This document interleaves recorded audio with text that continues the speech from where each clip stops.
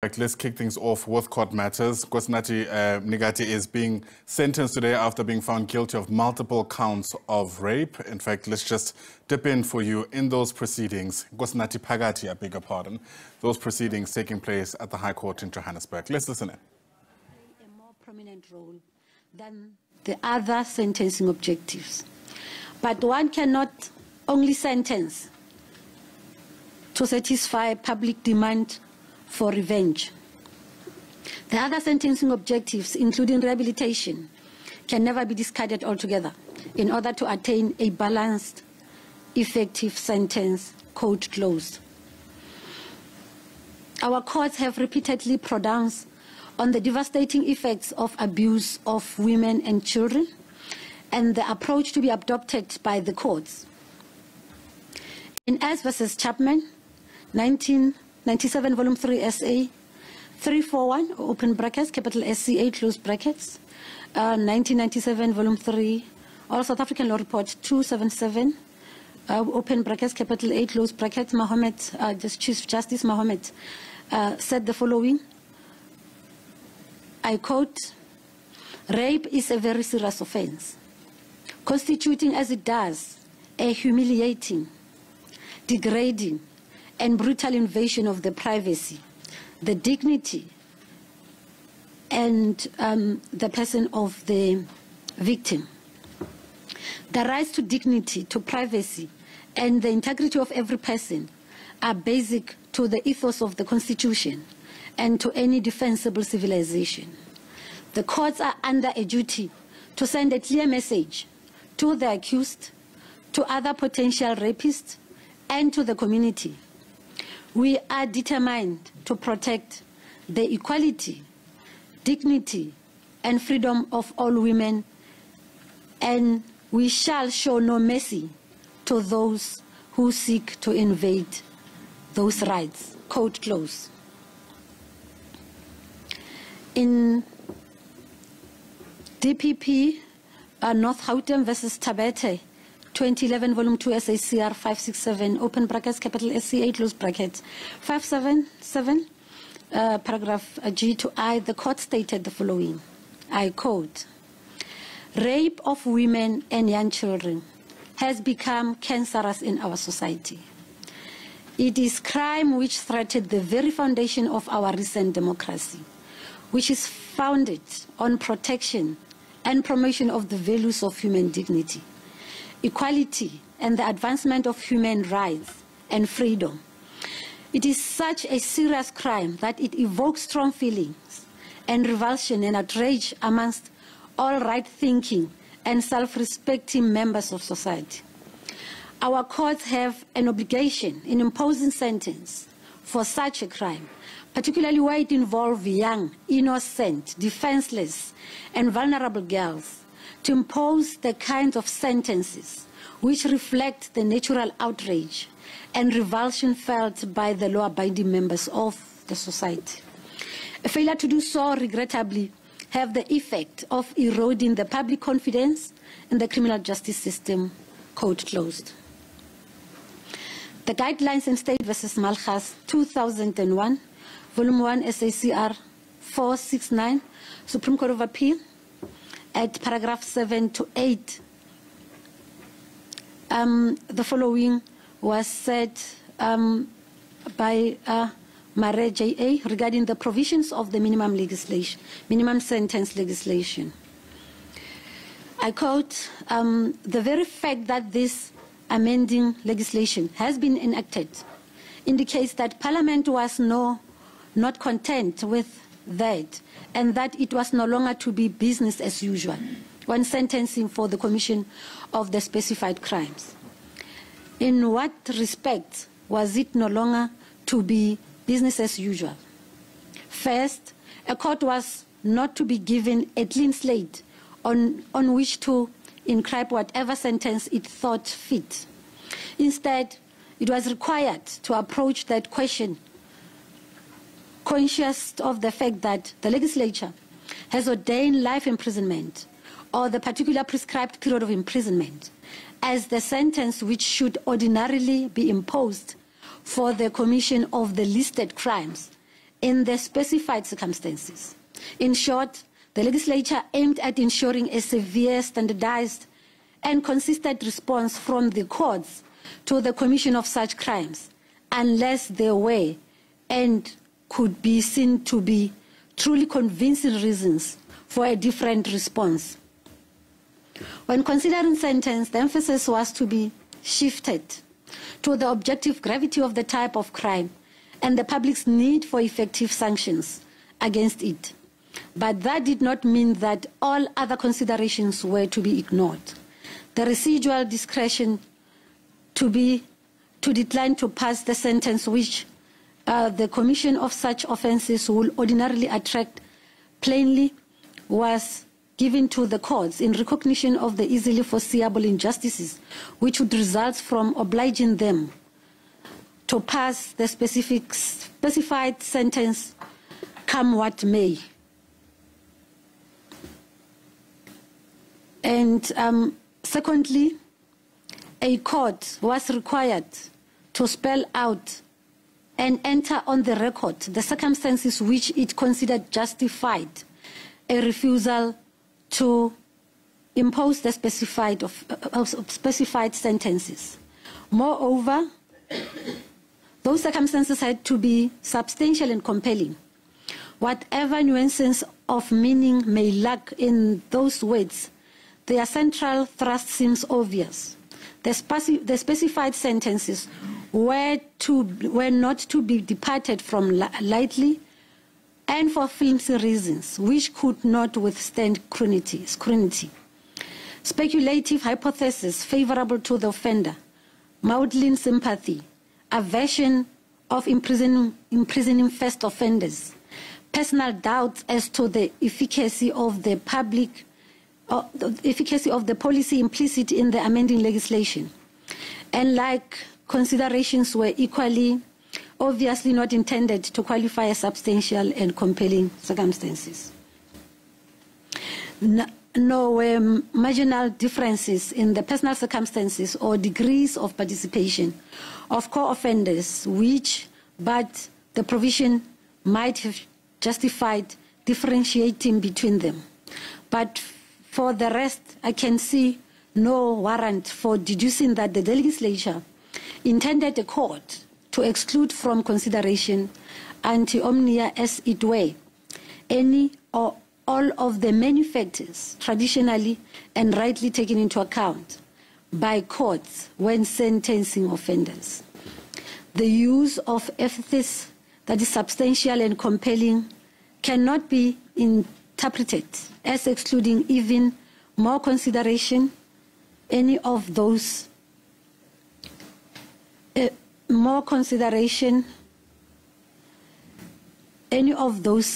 excluding even more consideration any of those factors. They are neither notionally or linguistically appropriate to achieve that.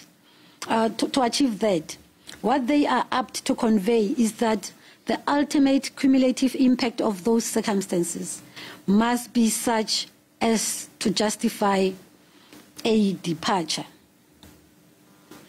It is axiomatic in the normal process of sentencing that while each of a number of mitigating factors, when viewed in isolation, may have little persuasive force, their combined impact may be considerable. Parliament cannot have been ignorant of that.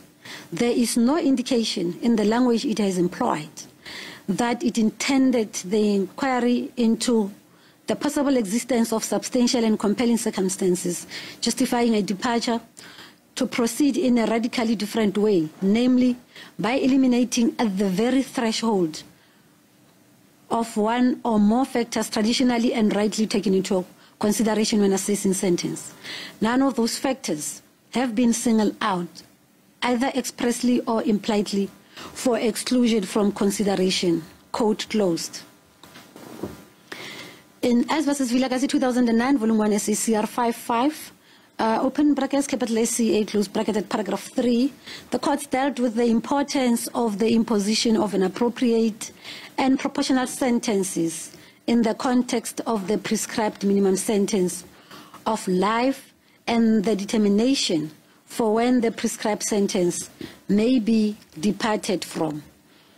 It is tried law that sentencing is generally a matter left in the hands of the court passing sentence, but to be exercised reasonably, judicially, within the parameters of legislative prescription.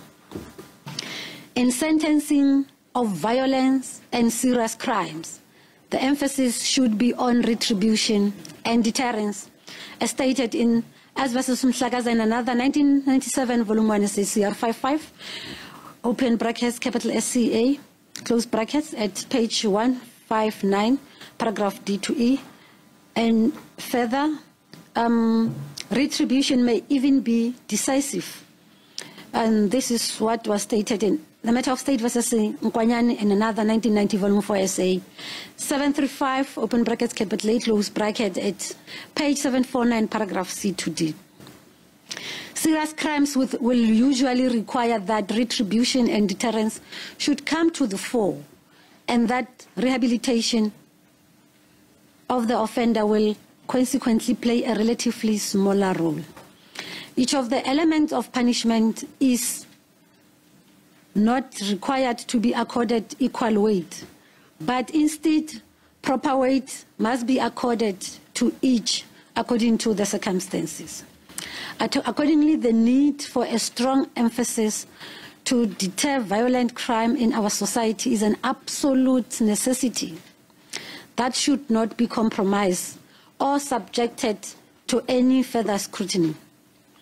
The state is therefore enjoined and indeed compelled to be resolute in protecting human life against violation by others who are found wayward. The level of crime in our society has reached dangerously alarming proportions. It is the duty of this court, inasmuch as it is the duty of the courts of the land elsewhere, to deal with violent crime firmly as far as the letter of the law can stretch. This is also what was stated by the court in the matter of State versus Majiji, as already the quotation that the court has already referred to above. And further, this court will take into account the remarks by Ponan J.A. in the same matter of State versus Majiji, in which he stated the following, I quote, "And yet, one notices all too frequently a willingness on the part of sentencing courts to deviate from the minimum sentences prescribed by the legislature for all the flimsiest of reasons. Reasons as here that do not survive scrutiny. As Malchus make plain, courts have a duty, despite any personal doubts about the efficacy of the policy or personal aversion to it, to implement those sentences. Our courts derive their power from the Constitution, and like other arms of state, owe their frailty to it. Our Constitution order can hardly survive if courts fail to properly patrol the boundaries of their power by showing due deference to the legitimate domains of power of other arms of state. Here, Parliament has spoken. It has ordained minimum sentence for certain specified offences. Courts are obliged to impose those sentences unless there are truly convincing reasons for departing from them. Courts are not free to subvert the will of the legislature by resort to vague, ill-defined concepts such as relative youthfulness or other equally vague and ill-founded hypotheses that appear to fit the particular sentencing officer's personal notion of fairness.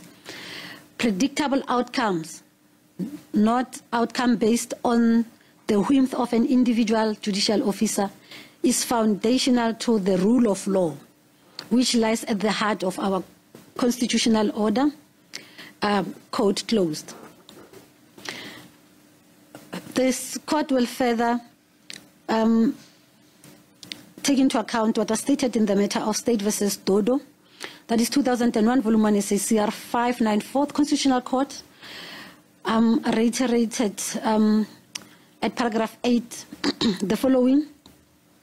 I quote that sentence of life imprisonment, irrespective of the policies and procedure to which such sentence may be subjected by the Department of Correctional Services, must be regarded by the court imposing it as having the potential consequences, at the very least, that the accused so sentenced will indeed be incarcerated until his death.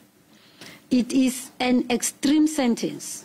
It is the most severe sentence which may lawfully be imposed on an accused, such as the one now before court. It is a sentence which in the ordinary course requires a meticulous weighing of all relevant factors before a decision to impose it can be justified. Quote closed. Sentencing involved a very high degree of responsibility. It should always be considered and passed dispassionately, objectively, and upon consideration of all relevant factors. Public sentiment cannot be ignored, but it can never be permitted to displace the careful judgment and fine balancing that is involved in arriving at an appropriate sentence. Courts must therefore always strive to arrive at a sentence which is just and fair to both the victim and the perpetrator, and has regard to the nature of the crime and take account of the interest of society. In S versus Rabi, 1975, Volume 4, SA 855, capital A, open brackets, capital A, close brackets, at page 866, paragraph 82C, Quebec JA, as he then was, remarked as follows, I quote, a judicial officer should not approach punishment in a spirit of anger, because being human, that will make it difficult for him to achieve that delicate balancing between the criminal, and the interest of society, which his task and the object of punishment demand of him. Nor should he strive after severity, nor, on the other hand, surrender himself to misplace a pity, while not flinching from firmness where firmness is called for. He should approach his task